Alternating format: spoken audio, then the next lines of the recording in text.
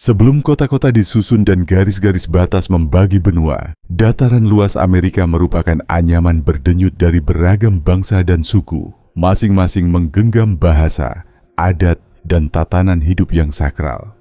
Mereka tak sekadar menapakkan diri di bumi, melainkan bersatu bersama tanah itu sendiri, membaca kisah angin dan lisannya sungai, memahami pesan tersembunyi di balik alunan alam.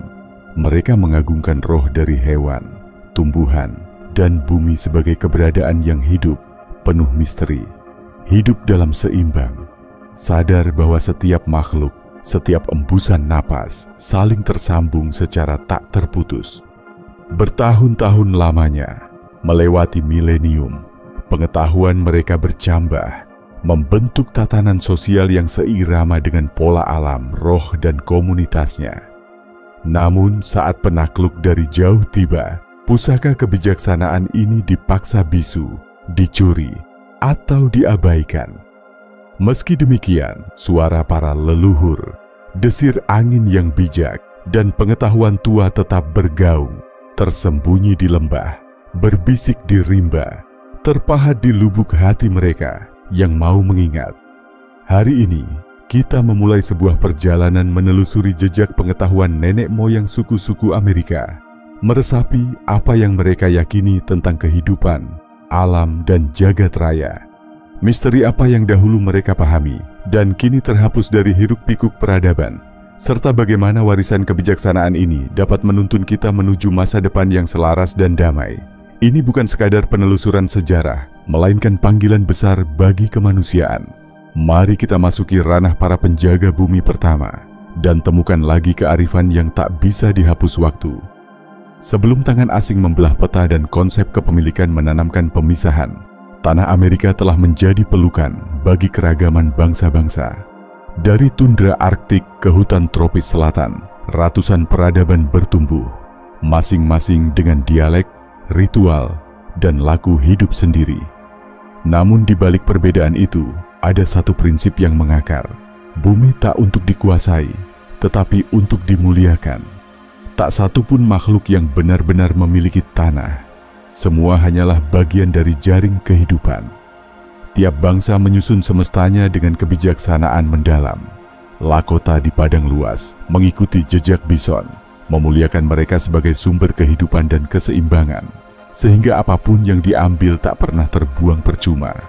Bangsa ancestral Puebloan membangun kota-kota batu yang menjulang tinggi dan menyatu bersama batu karang, mencipta bentuk arsitektur yang selaras dengan alam. Konfederasi Haudenosaunee atau Iroquois mengembangkan satu sistem demokrasi paling awal, di mana keputusan diambil bukan demi kekuasaan pribadi, tetapi demi 7 keturunan ke depan. Tupi Guarani dari hutan selatan memandang dunia alam sebagai manifestasi ilahi. Tiap sungai, tiap pohon, bahkan gunung dipercaya dihuni roh para leluhur. Inuit di kutub utara menguasai seni bertahan dalam cuaca paling kejam, membaca es, bintang, dan angin layaknya membuka naskah kuno, menyulap daratan beku menjadi hunian penuh kehidupan. Terpisah jarak yang melintang, mereka tidak hidup menyendiri, melainkan membangun jejaring perdagangan yang merangkai benua, jauh sebelum globalisasi dikenal. Obsidian Barat memperjalankan dirinya ke timur, sementara kerang dari Atlantik melintas jauh ke Padang. Namun pencapaian utama mereka bukan terletak pada monumen atau perdagangan, melainkan pada filsafat. Mereka telah lama memahami satu pelajaran yang hilang dari dunia kita. Manusia tidak pernah lebih tinggi dari alam.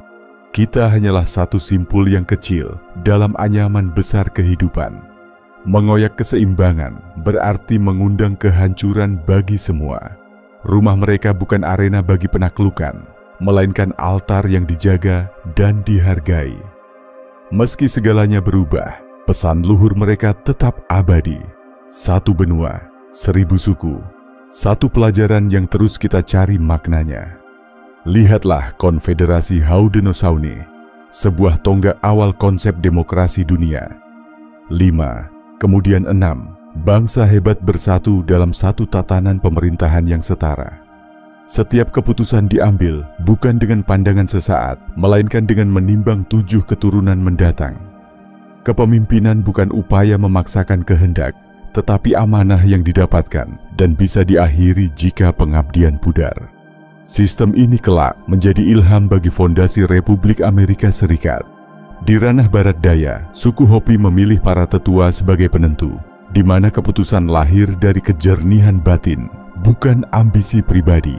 Kepemimpinan mereka bukan kehormatan kosong, melainkan tanggung jawab kudus, disinari ritus dan ekosistem alam. Mereka tahu satu hal yang terlupa oleh para pemimpin modern. Menata dunia dengan bijak berarti mendengarkan, bukan sekadar ke suara manusia, melainkan ke napas tanah, pesan roh, dan bisikan masa depan. Suku Lakota, kaum penghuni dataran besar, mengatur hidup dalam kelompok kecil yang dipandu kepala suku yang dihormati. Pilihan, entah perang atau perburuan akbar, tak pernah ditetapkan sendiri, melainkan digodok bersama melalui dewan, agar suara tiap pejuang dan tetua sepadan. Sistem mereka yang lentur memungkinkan mereka menyesuaikan diri terhadap musim dan perubahan tanah, memastikan kelangsungan generasi lewat ratusan tahun. Di antara Tlingit, Haida, dan bangsa pesisir lainnya, masyarakat diorganisasi melalui klan dengan hak tertentu atas bagian tanah serta sumber dayanya. Kekayaan tak ditumpuk, malah dibagikan lewat upacara potlatch. Keluarga-keluarga memuliakan hubungan sosial lewat hadiah dan berbagi. Ekonomi berdiri bukan di atas kerakusan, melainkan timbal balik. Struktur yang tak membiarkan siapapun tertinggal.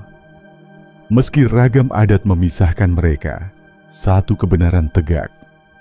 Tak ada yang berkuasa sendiri. Segala keputusan adalah hasil mufakat. Kepemimpinan bukan jalan menimba kuasa, tetapi jalan bakti.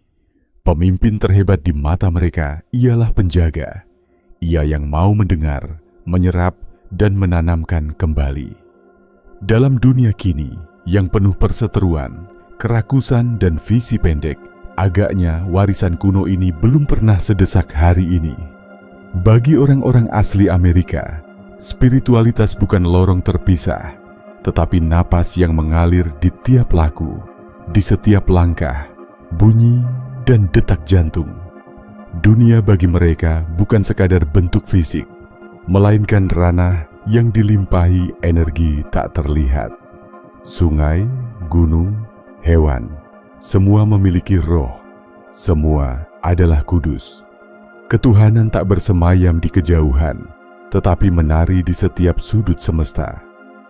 Lakota percaya pada Wakan Tanka, roh agung, bukan dewa tunggal, tapi jaringan energi semesta yang menyatukan segala sesuatu. Upacara Sundance mereka menghadirkan pembersihan dan pengorbanan, di mana penari menempuh ujian raga untuk memberi hormat pada daur kehidupan, agar keharmonisan antara manusia, alam, dan jagat raya tak terputus. Bagi mereka, penderitaan bukan kutukan, melainkan jalan menuju ketajaman batin. Kaum Hopi memandang diri sebagai penjaga batas antara dunia nyata dan dunia gaib. Upacara kacina mereka memanggil arwah-arwah penuntun, penghubung antara yang kasat dan tak kasat mata, untuk menurunkan hujan, kesuburan, dan rezeki. Tiap tarian, tiap topeng, tiap gerak adalah ibadah, cara memulihkan harmoni manusia dan alam. Tak ada jarak antara dunia roh dan dunia realitas, semuanya saling meresapi. Tupi Guarani di selatan menyimpan kepercayaan pada tanah tanpa keburukan, sebuah kondisi kemurnian dan keselarasan ruhani. Lewat lagu-lagu, tarian, dan tanaman suci seperti ayahuasca, mereka menggali wahyu untuk membimbing komunitas dan berhubungan dengan semangat rimba. Bagi mereka, kebijaksanaan terdalam tak ditemukan di baris naskah, melainkan lahir dari perjumpaan langsung dengan yang ilahi. Bagi masyarakat Haida dan Tlingit di barat laut, spiritualitas diukir dalam karya seni, khususnya totem. Pilar-pilar ukiran raksasa ini bukan sekadar pajangan, melainkan kronik suci warisan leluhur, mitos, dan pesan kosmik yang membentang waktu. Setiap binatang, ukiran lekukan, membawa kisah, jembatan antara masa lampau, kini dan nanti. Sebelum berburu, mereka menghaturkan doa pada roh binatang. Ketika menanam benih, para petani menyanyikan pujaan pada bumi, memohon restu. Api, air, angin, batu, semuanya diperlakukan penuh takzim, diyakini berjiwa, berhikmat. Kehidupan bagi mereka adalah doa yang abadi. Mungkin dalam dunia yang semakin terpisah dari alam dan dikuasai ambisi materi, kebijaksanaan mereka adalah kunci untuk membangunkan kembali memori purba bahwa kita tidak terputus dari kehidupan. Kita adalah bagian dari alam itu sendiri. Bagi bangsa-bangsa asli Amerika, makna hidup tak terletak pada kelangsungan individu, melainkan pada jalinan kehidupan. Setiap makhluk, setiap sungai, setiap desahan angin punya peran. Semua saling mendukung, bagian dari satu jejaring yang utuh. Ini bukan sekadar keyakinan batin, tapi laku yang dilakoni sehari-hari. Mereka menyadari apa yang diperbuat pada bumi sebenarnya kembali pada diri sendiri. Mengambil tanpa memberi hanya merusak tatanan. Bertahan yang sejati berarti hidup berdampingan. Di ranah Lakota, ungkapan Mitakuye Oyasing, semua adalah kerabatku, adalah kebenaran suci, bukan sekadar salam. Filosofi itu merangkum manusia, hewan, daun, bahkan bintang. Semuanya bagian keluarga raya. Melukai satu berarti melukai semua. Keyakinan inilah yang menuntun cara mereka berburu, menanam, membangun, senantiasa menjaga keseimbangan tak tergoyahkan. Hopi mengetahui, bertahan di pasir kering tak sekadar kerja keras manusia semata, tetapi berbaur dalam irama alam. Mereka menyemai jagung pada tanah tandus, bukan menantang, melainkan melalui puja, menari untuk memanggil hujan dan harmoni. Bumi bukan milik atau sumber daya, tetapi saudara sebaya. Konfederasi Haudenosaunee mengambil keputusan hanya dengan satu hukum kuat di hati. Bagaimana langkah ini memengaruhi 7 keturunan berikutnya. Mereka tidak mengaku sebagai empunya bumi, melainkan penjaga titipan, memastikan bumi tetap lestari ketika mereka telah berlalu. Bayangkan sejenak jika budaya kini berjalan berlandaskan prinsip serupa. Betapa berubah wajah dunia kita. Komunitas mereka menyebar anugerah bersama. Tak seorang pun menimbun segalanya untuk diri sendiri. Pangan, atap, dan ilmu diwariskan demi kebersamaan. Para tetua dihormati sebagai pustaka hidup. Anak-anak dirawat bukan hanya oleh ayah bunda, namun oleh desa secara utuh. Bagi mereka, ketamakan bukan syarat bertahan, melainkan gotong royong. Di dunia masa kini, ketika individu diagungkan, alam dianggap sebagai barang dagangan, manusia semakin saling terasing. Mungkin inilah ijazah hidup paling kita cari. Kita tak pernah benar-benar lepas dari kehidupan dunia. Kita adalah tubuh dari kesatuan itu sendiri. Hanya dengan menelusuri kembali makna ini, keseimbangan sejati bisa kita pulihkan. Berabad-abad bangsa asli telah hidup selaras dengan tanah, menjaga kearifan yang turun-temurun. Namun ketika penjajah datang, suara kebijaksanaan itu dibungkam, ditindas, nyaris dicabut akar-akarnya. Tanah suci direnggut, bahasa dicekal. Ritual spiritual dilarang. Bangsa-bangsa diusir dari tanah kelahiran mereka, dan tradisi mereka nyaris tenggelam di bawah tekanan kekuatan asing. Namun meski begitu, warisan kebijaksanaan mereka tetap bertahan. Pada abad-abad modern awal, kebijakan pemerintah seperti sekolah asrama di Amerika Serikat dan Kanada berusaha untuk menghapus identitas tradisional. Anak-anak dipisahkan dari keluarganya, dilarang memakai bahasa ibunda, dipaksa menjauhi adat dan tradisi. Namun bahkan di titik tergelap, pengetahuan kuno tetap dilindungi secara rahasia. Lakota tetap merawat Sundance, meski dilarang. Hopi melanjutkan menyebar pesan-pesan dan ramalan mereka. mengingatkan risiko jika manusia lupa seimbang dengan alam. Suku-suku Amazon menjaga pengetahuan pengobatan dari tanaman hutan, memastikan warisan mereka tetap utuh. Setiap kebijakan yang menjegal adat, selalu ada para tetua, pahlawan, dan pelintas visi yang setia memelihara cahaya di kegelapan. Banyak kepercayaan kuno menubuatkan suatu masa ketika dunia tersesat, zaman penuh ketidakseimbangan, rakus, dan kerusakan lingkungan. Kaum Hopi pernah berkata, ketika bumi terguncang kehancuran dan binatang-binatang sekarat, akan muncul suatu kaum baru dari ragam warna dan bangsa.